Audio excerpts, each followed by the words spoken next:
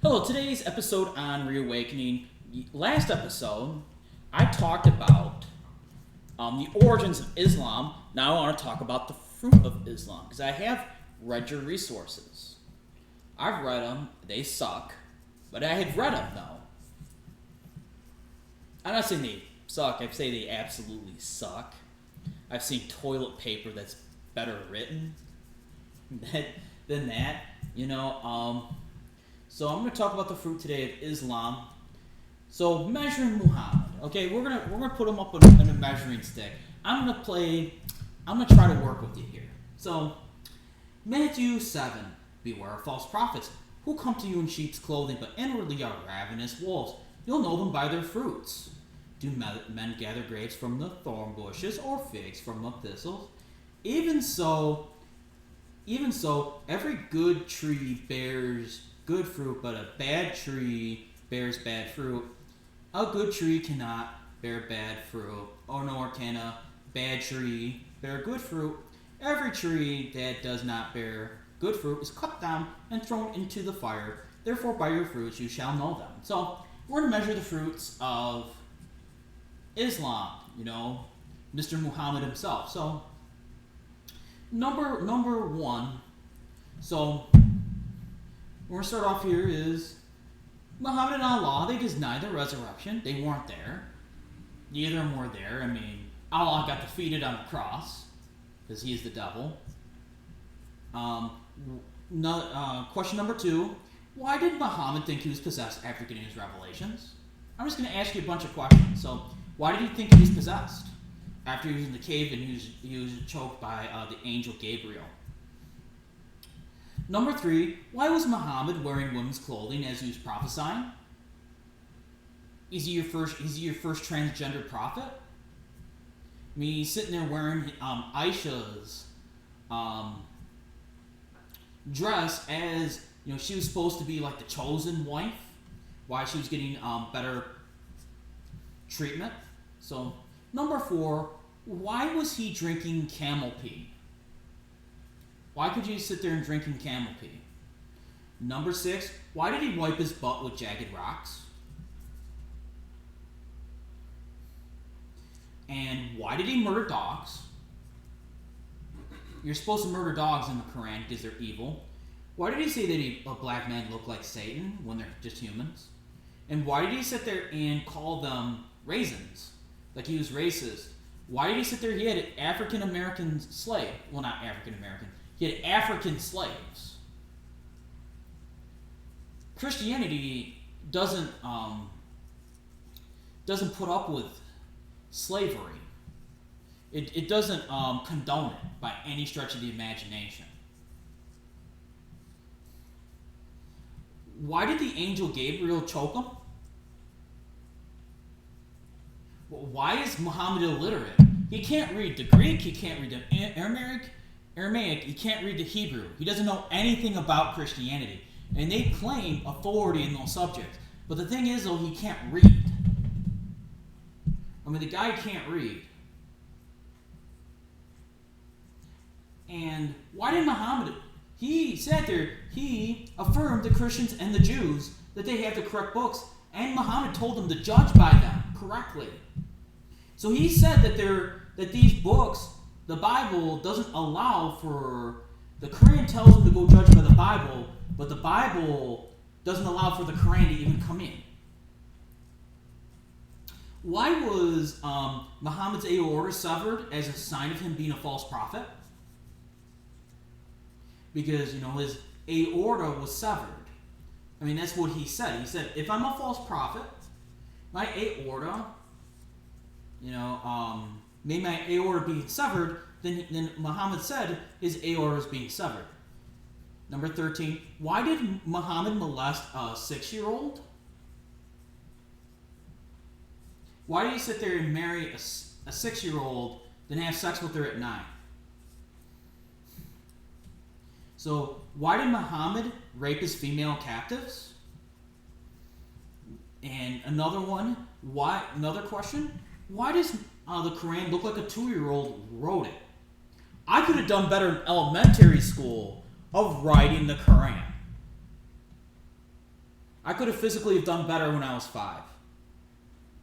I mean, it's crazy. There's 280 something verses in the second chapter. In the first chapter, you have 7 verses. The second chapter, you have 280 something. Well done. Well done. Good job.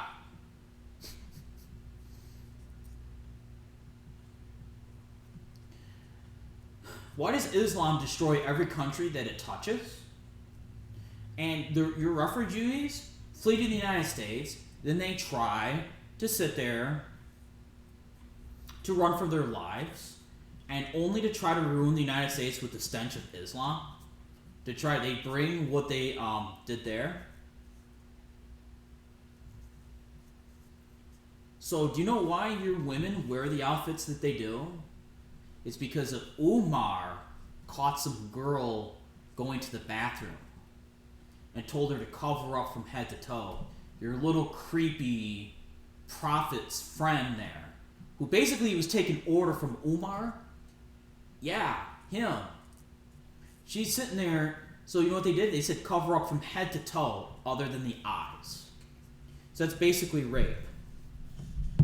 Why would a grown woman breastfeed a man? So the fact is you were supposed to, a grown woman was supposed to breastfeed a man if you weren't married to them, so he wouldn't be aroused by them. Even the women were smarter than that. There, you know that women were considered only half as smart as a man. Go figure, right? I mean, you know, because the Quran states that the women are deficient in intelligence. But science says that their IQ is at the same level. Same exact level. Maybe the brain is a little bit rearranged, but yeah, they're academically the same. Why am I smarter than your stupid prophet? I'm not saying I'm even that smart, honestly. But he's really retarded. Why does the Quran even exist? The end of the book of Revelation, either everybody's in heaven or hell. The Quran's existence, in general, proves that Muhammad's a false prophet and Allah is a false god, Satan himself. Why is Muhammad even there to begin with? He was never prophesied to come in the first place. He's a waste of time. Why did Muhammad's revelations keep changing to keep allowing him to get more and more wives? Why did Muhammad break up the marriage of his adopted son?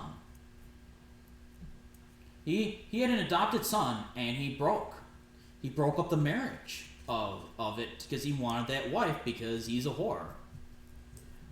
Why did Muhammad abolish adoption? One of the most loving and compassionate things ever is adoption, because we are God's adopted sons. So, why did Muhammad believe that Mary was in the Trinity? I mean, doesn't that prove that Muhammad didn't know what he was talking about, and neither did Allah? Why is Allah called the best of deceivers in the Quran? That's the same title as Satan in the Bible. Why is Muhammad's right-hand man, Umar, making rules about the hijab and telling Muhammad what to do? I thought he's supposed to be a prophet. Why does Muhammad let Umar around his wives as he's a creep? And why is he watching women go to the bathroom? Why did Umar want Muhammad dead? Then Umar becomes a second in command and becomes a second caliphate. Why does Muhammad need revelations from Allah to prove that he's not crazy, as he did about 30 times? So, I mean, secondly is, how come all the women, they gave their men orders it's okay if they beat their wives into submission? To submit to them, to beat the tar out of them? So, number 20, and here's the last one, basically.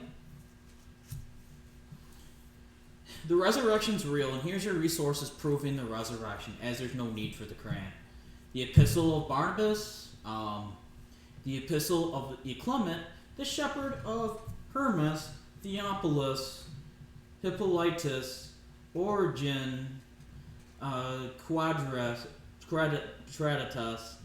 Irenaeus, Melito, Polycarp, Justin Martyr, Dionysius, Tertullian, Cyprian, Tatian, Caius, Anthony, Asius, Cyril, up to Eusebius in AD 315. Even Christianity's opponents conceded this. Even their opponents conceded the resurrection happened. That they believed in it. I mean, I could just keep going on and on and on to chew with, you know? I mean, to even consider Muhammad even close to Jesus, or even close to Paul, or even Allah is in hell now. Well, he's not in hell now. He will be going to hell, because he has to take God's orders. Because eventually he's going to hell. So, hey guys, if you don't know Jesus, turn yourself over to Jesus. It's Jesus Christ saved me from my sins. Okay? If you don't know Jesus, turn yourself over to Jesus. And if you know Jesus, and you're in sin, and you're not sharing the gospel, go share the gospel. Guys, I love you. Peace.